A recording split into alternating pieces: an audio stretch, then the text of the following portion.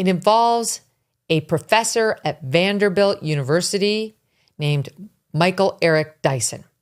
He was on CNN. Nancy Mace, Republican representative from the state of South Carolina, was there as well. And they were giving her a hard time because on the show on CNN, she was not pronouncing Kamala correctly. Well, there was a bit of a meltdown because just like Bill Clinton, she wasn't pronouncing it correctly. And that's not allowed, you see. Take a listen to how that went in SOT 14.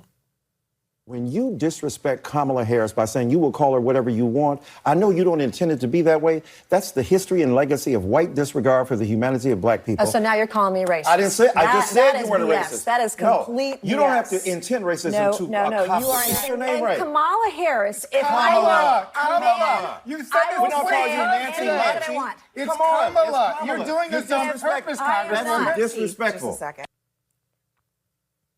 So now just hold on to that thought, okay? First, he lays into her saying that this is part of a history of white disregard for the humanity of black people. White disregard for the humanity of black people. Then she says, oh, now you're calling me racist. No, I didn't say you don't have to intend, he says, you don't have to intend racism in order to say something racist, in order to be racist. You don't have to intend it. Intent is irrelevant. They've been saying this a lot in the past few years. It's part of the whole DEI initiative. Your intent is irrelevant. Your statements either are or are not racist. Your behavior either is or is not racist. And what he says her behavior is that she's part of a history and legacy of white disregard for the humanity of black people. Now you tell me, was she being accused of racism or not? Hello, it's very obvious. And I don't blame her for being irritated. Which she was. So I don't know, it was a day or two after that, Nancy Mace finds herself back at her real job, which is in Congress. And previously in this hearing, okay, it was a month later, previously in this hearing, we're going to play you a soundbite from, a Democrat decided to go off on people who are not pronouncing Kamala Harris's name correctly. Same old thing. It's racist, about sexist, whatever it is. And Nancy Mace came up later in the congressional hearing and tried to rebut some of those claims that were being made. And here is what she did in part in SOT 13. I would like to also enter into the record a screenshot of a text message I received from the esteemed professor from Vanderbilt, Michael Eric Dyson, after my CNN interview, begged me for photos. In this text, he says, after calling me racist on CNN, shh, don't tell anybody, we look good together, and sent me a kissy emoji. Without then objection. The guy says I'm gorgeous in all these photos. I don't think he's that bent out of shape on how anyone pronounces Kamala. And if we're going to have that standard, you got to hold it to both sides, not just one or the other. That last comment was a reference to, she went through all the Democrats who mispronounced Kamala's name. It's not just a Republican thing. It's an unusual name, and people take time to get used to it. And people, even who are her fans, mispronounce it. So just shut up. They're constantly looking for some reason to play the race card. We've seen that for years. We all know it. So whatever. So she enters into the record that Michael Eric Dyson sent her flirty texts after he called her, suggested she was a racist on CNN. And she enters into the congressional record a picture of the two of them backstage at CNN, we would later learn, in which he comments on how good they look together and her gorgeousness, which I got to be honest, I thought was kind of funny. I don't blame her. If she's a racist, if she's somebody who says racist things, why would you pose for a nice picture, all smiles, and be so complimentary of her behind the scenes as soon as the TV cameras are off? Why would you do that? Well, Michael Eric Dyson, who is on wife number 3, decided to try to explain why he did that in an Instagram post, which is frankly somewhat bizarre. SOT 12. I ain't tried to hit on this woman on no day. These are other people that I interacted with recently, my friends, some of them. My friend Allison, I said, nice, you look gorgeous. Then there is my friend Terry, who I was giving tickets to for the Democratic National Convention. You look gorgeous as always. Then my colleague Lisa at Vanderbilt, and I said, me and Miss Gorgeous. And then Councilwoman Mary Sheffield, I said, gorgeous and brilliant leader. To Dana Bash, well, I congratulated her on the interview she did with Kamala Harris. Besides being brilliant and courageous, you also look gorgeous. And then I put a power hand and a smiley, a face with hearts. I ain't hitting on Nancy Mace. I often acknowledge people's gorgeousness, and men's too, by everybody. So my point is that this is a woman trying to exploit a situation. I have not dated white women. Not that that's a problem. And let me correct one thing I did say. That night I said, you're a wonderful woman. Let me correct myself. You are a racist. You are a racially charged, small-minded, bigoted person.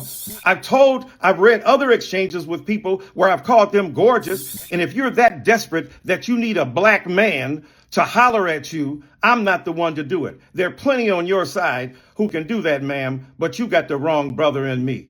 Once again, he plays the race card.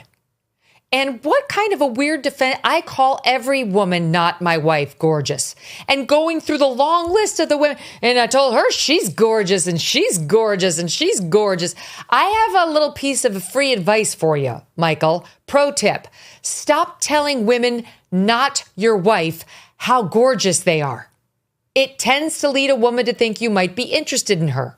It's a weird thing to say, that word in particular, to a bunch of women who are not your wife.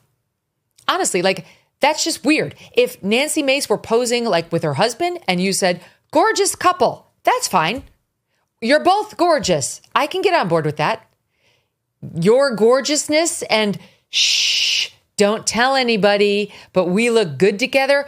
There are very few women on earth who would not perceive that as a come on.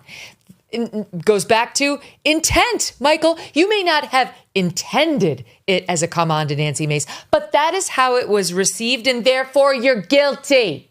These are your rules. We're just playing by them. So then this guy has the gall to go on The View, which quickly laundered the whole situation into, once again, he's the victim and it's racial. Watch. So because we live in the crazy year of 2024, she then later accused you of sending her flirty texts, which she entered into the congressional record. Can you clear this up for us, Professor? I'm a preacher, so I know sin, my own and others, right? Nobody's perfect. As a professor, I've seen things evolve over space and time. What you could say 20 years ago, can't say today. No. Yeah. Not because you're suddenly wrong, but the temper of the times has changed. Right. So if you acknowledge a woman's beauty, that is a power imbalance, there's a problem there. But peer-to-peer, a different story. Yeah. Still cautious, but different. So when it comes to Nancy Mace, you see I tried to be nice to the woman. I said, you're a wonderful woman. I lied.